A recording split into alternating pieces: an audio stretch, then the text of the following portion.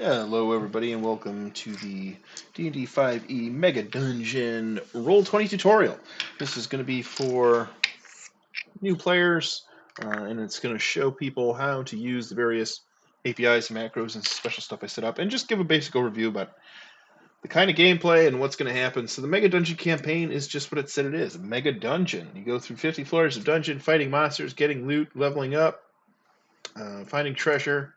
It's not an epic tale of intrigue and masterful storytelling. It's just kind of an old school loot and shoot, hack and slash type of game. The good part about it is it's drop in, drop out. Anybody can DM it. I've got all the tools set up to make it super intuitive. A lot of bells and whistles. Some kind of high power, high octane type D&D, which is the kind of game that I like to play. You're going to see options here that you're not going to ever see any other D&D game. You can create the kind of character you've always dreamed of, if you can survive, of course, because the challenges in the dungeon are just as deadly and dangerous as all the player characters are. So let's give a little tutorial for Roll20. We're back here with Tom testing. I got his little token set up, and he's in a dungeon. So it's a little bit different because this is going to be DM mode. I can't really show it in player mode because I don't have the tools to do the things. But normally, when you go in a dungeon here, you'd be in a little group of your friends, and you'd have the dungeon blocked out, and you're just going to move your token around and explore. People know that little trick here. If you shift left double click on your character, you'll bring up your character sheet. It's easiest if you have a second monitor to just pop this out and throw it over there. Otherwise, you can just keep it minimized or small on the screen. Everything on your sheet, if you don't know, is a button. So there are your saving throws over here, your ability checks, your skill checks, your weapons. All this stuff will set up for you. If you need any help with anything, I can help you out. There's also the global modifiers. So let's say, not that. Yeah, blessed by default. If somebody's got you under the effect of bless, you can check mark that. If you do sneak attack, again, there's another default one, sneak attack.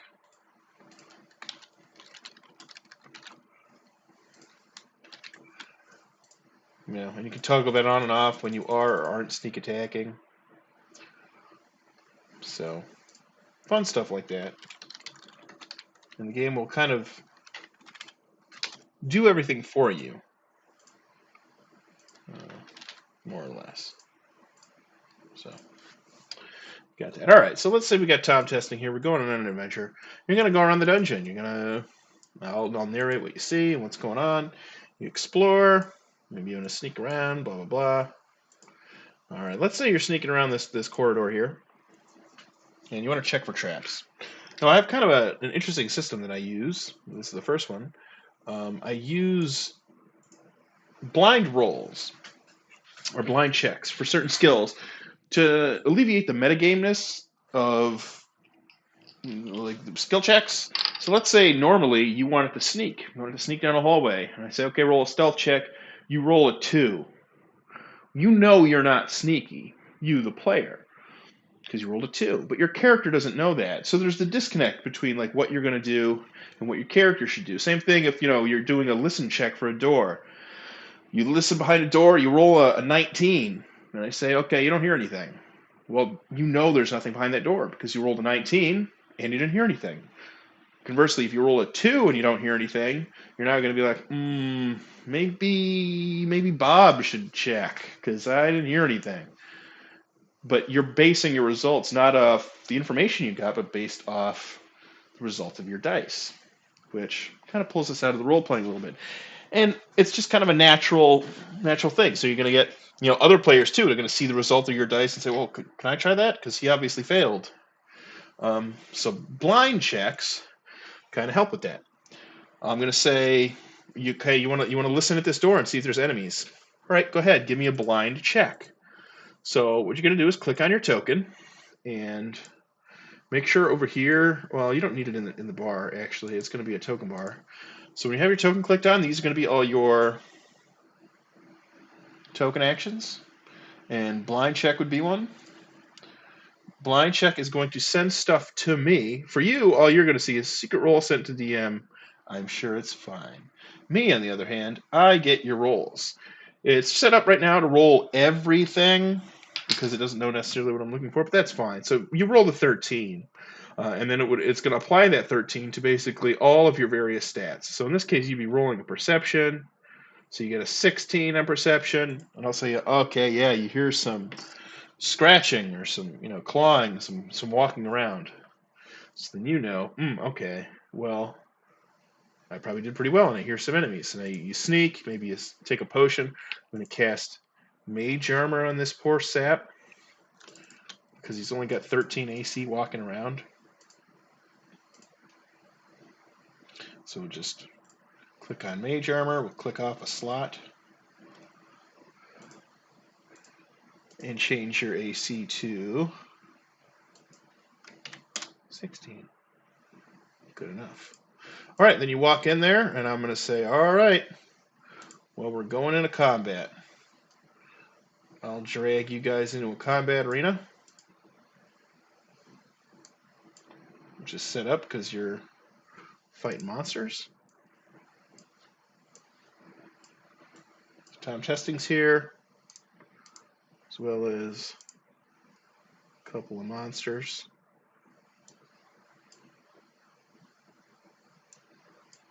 Holy shit.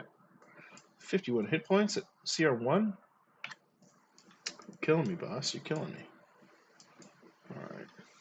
It's a little bit more like it, I guess.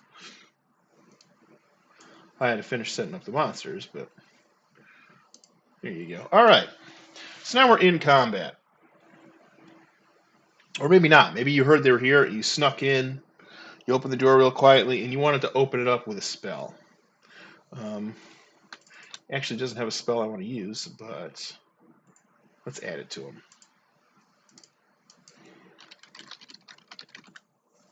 So we can show off this part of the game, which is Burning Hands. So if you pop open Burning Hands, you'll see that it does a 15-foot cone. Okay?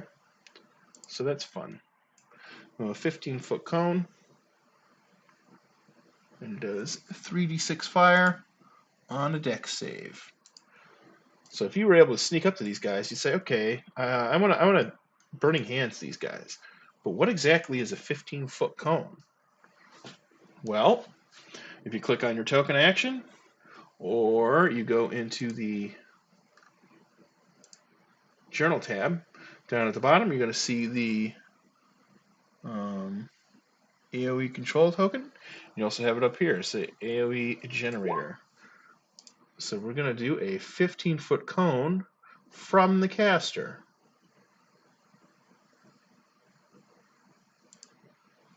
It's going to give you this little targeting dot. You can then move that dot however you like.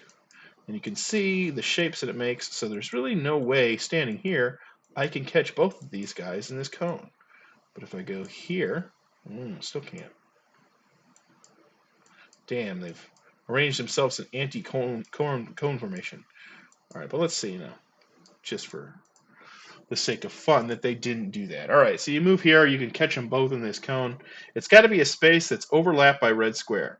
If they're touched by the triangle, but they're not in a red square, it doesn't count. They got to be in the square. So only these red squares are going to be stuff you can target. Once you have it lined up pretty nice, you can click away and say, all right, I'm doing Burning Hands to these guys. You can click it off on your sheet. Click off your spell slot and roll it. All right, now it's going to give me the DC save and the damage. I might do something fun, like give you a nice little Burning Hands fire effect. And then I have something where I can go in and do a group check for damage. No, it's a 14 for 11 damage. Well, it's half or none. Yes, it is half. All right, so it's going to roll saves to these guys. They both absolutely murdered these saves. Wow, he's got +5 to his deck save.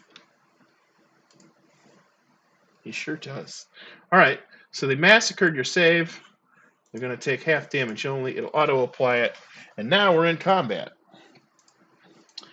So in combat, you can roll your initiative on your own. But more likely than not, just to make things easier, I will roll initiative because I have the group initiative button set up. So normally there's going to be, 5 or 6 players, maybe 6 or 7 monsters, and you won't need to roll initiative. When it's time to roll initiative, I can just simply do it myself for everybody. There you go. All right, now we're in official combat. This guy will come over, he'll beat you up, you'll beat him up, and back and forth we'll go until... Okay, this guy doesn't have any attacks.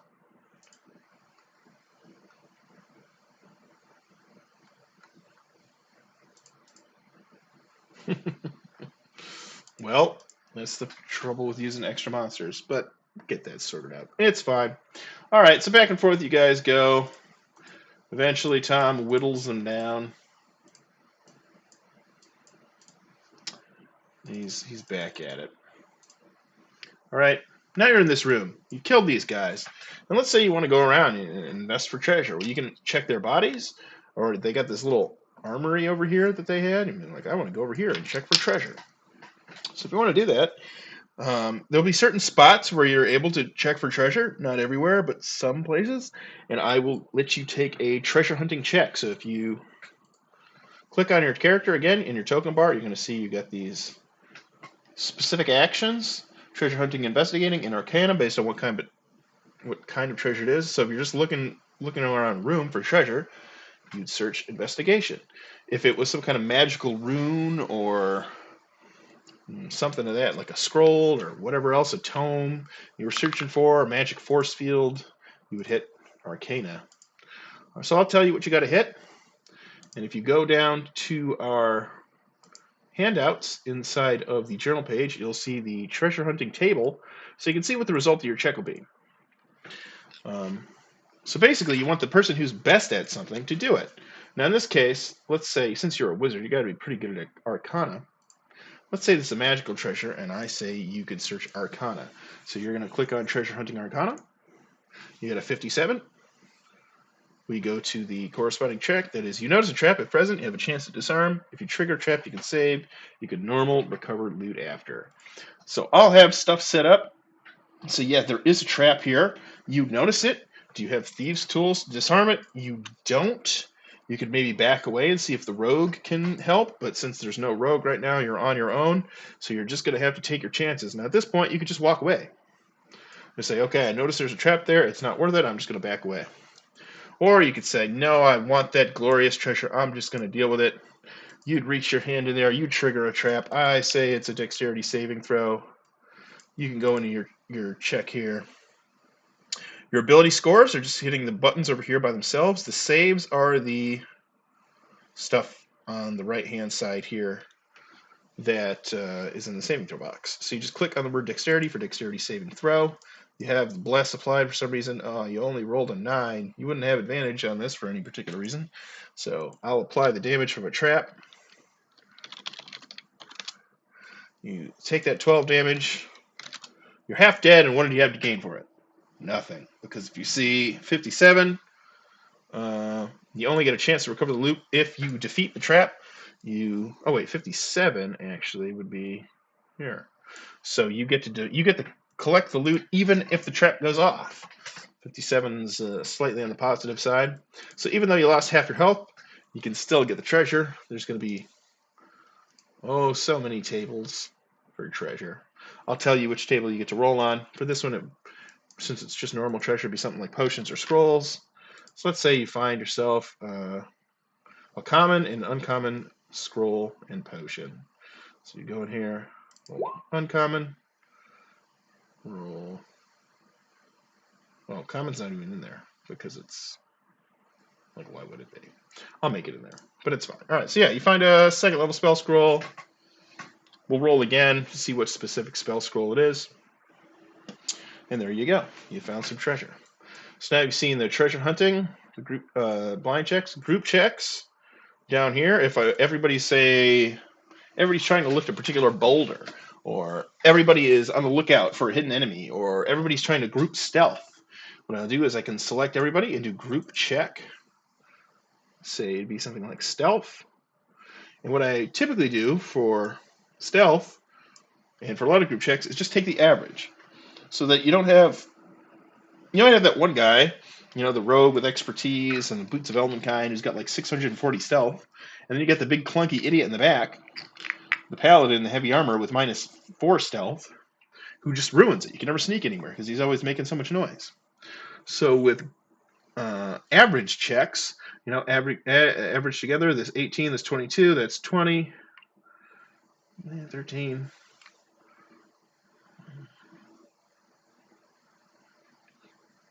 It's 53 divided by 3, which I don't know offhand, but no.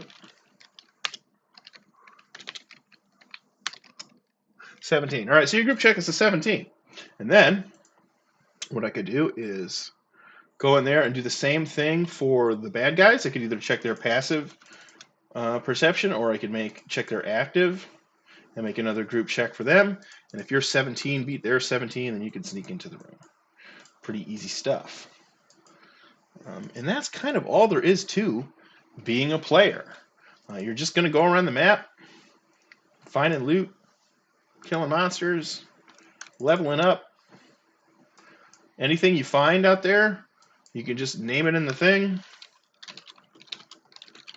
and add it to your sheet. You find some gold lying around, you can add your gold. Let's say you find 100 gold. You found that second level spell scroll. Let's say it's a scroll of, I don't know, what's a good second level spell? Web. Scroll of web.